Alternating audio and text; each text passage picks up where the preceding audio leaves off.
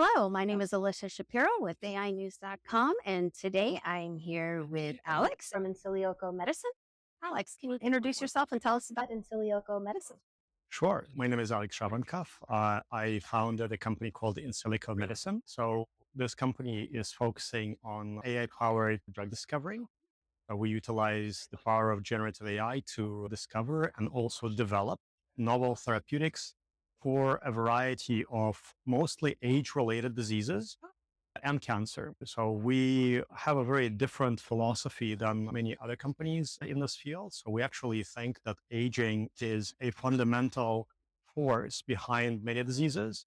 And we try to build models that understand human life from cradle to the grave and try to find those criminals that cause aging and disease at the same time. Oh, wow. So that's our very unique proprietary differentiation feature, so to speak. We've managed to take some of those drugs into human clinical trials. So one of those drugs managed to go through phase 2A human clinical trial. So it's not, we're not babies anymore. I've been doing it for 11 years. And we also supply software to the entire pharmaceutical industry. So we try to enable the pharmaceutical companies with the same capabilities we use internally to get the drugs into human clinical trials and through clinical trials. Currently, I would say out of the top 20 pharmaceutical companies, 10 would be using my tools. Okay. And also we provide a lot of software open source. Oh, We try to build communities around some of the tools. And again, my biggest problem in this world is aging. Yours too, because whatever you own in life, you just rent for the length of your life. yeah. You're going to lose all of it unless we figure out how to maintain our bodies in a young, healthy state much longer. This is not a dream. This is going to be a reality for some generation. We want to bring this technology closer to today. I love that. So powerful. Yeah, it impacts everyone. Exactly. What is an initiative or a recent project that you maybe had with AI and drug discovery where AI played a crucial role that had a huge impact with customers or your business? So sure, we have many, but one that I like to highlight, and that's the a project that is very close to my heart, probably also liver and kidneys and other organs, is the absolutely novel drug that we've developed for idiopathic pulmonary fibrosis. Okay. So idiopathic pulmonary fibrosis is an age-related disease that usually hits around 60, 65. So average age of clinical study participants usually will be over 65. Okay. It's about 5 million people in the world. And it's associated with very rapid and significant decline in lung function. So we've got the lung scarring, lung fibrosis, the lung capacity first vital capacity goes down, and people essentially suffocate to the death. Oh, wow. The disease usually takes 3 to 5 years now on standard of care, and there is no cure. Standard of care only reduces the rate of decline in lung function. And we decided to go after this disease and also after aging in general, and found a novel target, novel protein that is playing a role in aging and fibrosis at the same time, not only in idiopathic pulmonary fibrosis, but in multiple types of fibrosis. We found that by building aging clocks, so the eye aging clocks, so basically tools that allow you to predict your age without looking at you, Oh, wow. but using biological data types and also massive data sets of fibrotic disease data. And we also utilized our platform called PandaOmics that allows you to prioritize protein targets by utilizing more than 20 different scores, AI scores. So you're looking at how druggable the target is, how much confidence you have from different angles that the target is going to work on a disease. Prioritize this target, and then after you identify the target, you need to create a molecule that inhibits this target. Okay. So we utilized another form of generative AI that we developed over many years. So our first paper in generative adversarial networks was 2016. Our generative tensorial reinforcement learning platform was published 2019, and then we made it commercially available. So now it's more than 700 models, multiple generative models, and a lot of predictive models for reinforcement learning. So this model allows you to very rapidly design molecules with the desired properties. So instead of looking for a needle in a haystack, you design a bunch of perfect needles and test them. So we managed to, for this protein target of interest, we managed to generate a bunch of those perfect molecules, quote unquote perfect, out of AI with multiple positive properties that the molecule should have to become a good drug and minimizing the negative properties such as toxicity. We took this molecule through massive number of preclinical experiments. So in human cells, in organoids, in different types of animal models. So many different mouse models were used. And then we used a lot of animals for safety. Then we did a pilot in humans, so phase 0 study in healthy volunteers in Australia. Then we did 2 phase 1s, also in healthy volunteers, so a large safety study. And then finally, we did phase 2A study in real patients, showing the increase in force vital capacity. So it's dose-dependent response. So the more drug you give, the more you see in terms of efficacy. And it met the safety points. So we can conclude that the drug was safe and we see the efficacy trend in phase 2A. So now we need to do bigger studies. Yeah. But now we have the drug. As a matter of fact, I have it with me. So go. Oh, wow. See, I made it Tiffany green. That is cool. I Yeah, love so that. that's how it looks like. So, Yeah. a real drug out of generative AI.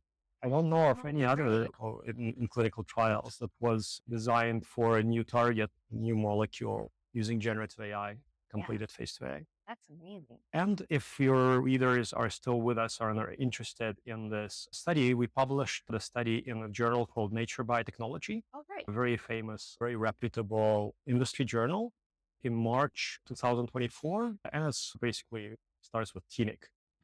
So a TNIC inhibition out of AI. And that paper describes the entire journey. So from 0 to phase 1 complete. That's great. How does Google's AlphaFold, do you use it? Does it help you? How does that play a role? First of all, AlphaFold is a great algorithm, is a great discovery, and as it led to 3 Nobel Prizes. However, in the context of drug discovery, protein structure prediction is actually a very tiny piece of the entire huge Lego Okay. puzzle. Mhm. So usually if you are to go for a real program where you're planning to spend hundreds of millions of dollars and 10 years of your life, you probably will get the real crystal Okay. that costs you a few weeks and maybe like $50,000 max, or well, depends on how much do you need to crystallize. And then you get the real crystal. And then after you identify a molecule for that protein, you co-crystallize them together Okay. and again, get the real experimental readout, because the amount of money you're going to be investing is, and also the time, is incomprehensibly more significant than what you would save utilizing a protein folding prediction. However, we've published several research papers showing that you could actually utilize many of our tools in order to plug the AlphaFold derived protein in, and AI does the rest. So it tries to identify the pocket, generate the molecule in there. And our tools are good enough to rescue like even some of the kind of maybe lower quality AlphaFold predicted proteins and generate okay molecules that you can synthesize and test. So it's a very useful tool. It's most useful for academics that don't have a lot of money for protein crystallization. And you probably see a lot of academics publishing now without doing the real crystal anymore. I actually think that it's a good thing and a bad thing, because errors tend to accumulate. And Yeah. now you don't need to do the crystal, you just do the AlphaFold Mhm. or another folding model, and the reviewers would accept your paper. Oh, It's like you're a journalist, and now imagine that you start submitting too much of your content using ChatGPT or creating funny videos for your audience. And then those texts are going to be used by other generative tools for training. right. And you get more kind of synthetic data that is reviewed by humans, hopefully. But in case of protein structure prediction, it's very difficult to establish whether it worked or not experimentally. Mhm. So I tend to, again, hail the milestone. So it's a hugely important Yeah. milestone. And I think that DeepMind thought a lot about where to make the impact. Mhm. So which piece of the biological puzzle you want to solve. He found a really good case study, but it's one out of the thousands of case studies that need to be solved in order to do the real drug discovery program. Mhm. That makes sense. Are there any future technologies or trends that you're excited about in AI and medicine? Of course, several trends. So one trend I'm very excited about is robotics. Oh, yeah. So we are investing heavily into fully autonomous labs. So we have a massive robotics lab. So if you want to Google sixth generation in silico robotics lab, you'll see my robots. Okay. We last couple of weeks we even launched a humanoid in the lab, Oh, wow. so it can actually learn how to pipette, do other things. And we're currently looking to improve its functionality and expand it. So imagine the next COVID pandemic and you want to stay at home and robots can do your job. Mhm. Amazing. So nobody would need to walk out. And I'm also very bullish on quantum computing. Okay. So in earlier this year in January, we published a paper also on Nature Biotechnology showing that we can use the real quantum computer, IBM 16 qubit quantum. We did the experiment actually 2020 for January Okay. and put it on archive. So it took a while to publish. But we showed that we can use the quantum computer for molecular generation. And then we synthesized and tested the molecules. Mhm. So it's real tests. That's amazing. I think that quantum, contrary to the popular opinion, is right next door, so to speak.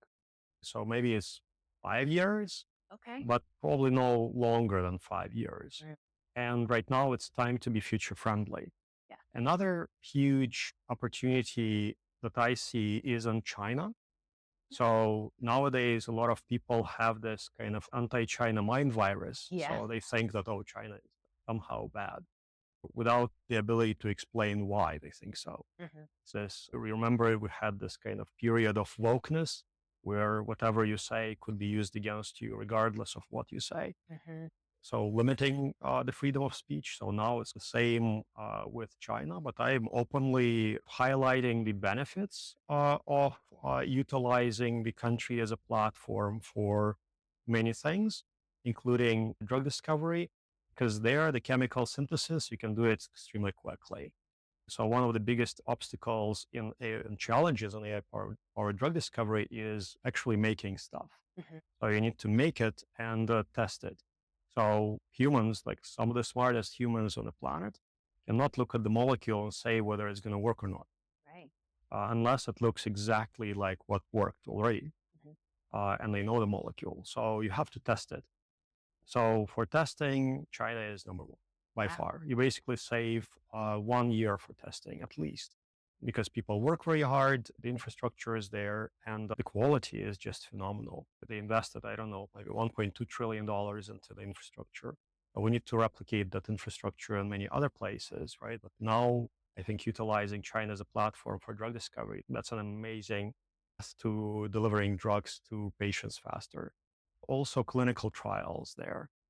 You can very rapidly enroll patients with maybe more rare diseases. Mhm. 1.5 people, highly interconnected. You just whistle and you get a long line of patients with rare disease with ultra high quality data that you can utilize to optimize your US trial, for example.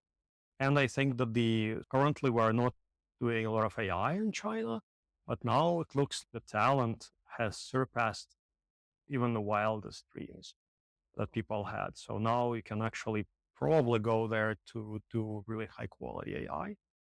And another trend that I see is actually aging research. So a lot of people are ignoring the fact that they're aging and dying. So they Mhm. try to focus on other things. Again, I think that this kind of woke mind virus that Elon Musk fiercely exposed is because people are trying to find purpose in life and they cannot. And if you want a purpose, anybody out there, you are aging and dying. 60 million people die every year. 6.8 thousand people die every hour. 115 people die every minute we're talking. most global conflicts have less casualties than 1 year of aging. And if we figure out how to go after this big problem with AI, first by developing dual purpose therapeutics, because you need to have commercially tractable way to deliver longevity boosting medicines to the market. Mhm. But later we would probably be able to go right after longevity. And Amazing. AI is great at understanding how you change in time, Mhm. because even your mom may not remember how you changed from being a little baby to another older human, but AI will at every step Amazing. of the way across millions of people. And AI gives you superpowers when it comes to aging research, allows you to reason within different species, allows you to reason within data types that were previously incompatible, like imaging and genomics. And I think that aging research with AI will yield significant benefits for all of us. That's We can be the last generation to die of aging, Mhm. or the first generation of that will die of something else. Yeah, that's perfect. So fascinating. I love this discussion. Thank you for joining me today, Alex. I really appreciate your insight. Really fascinating discussion. Great pleasure to be with you. Yeah, thank you so much.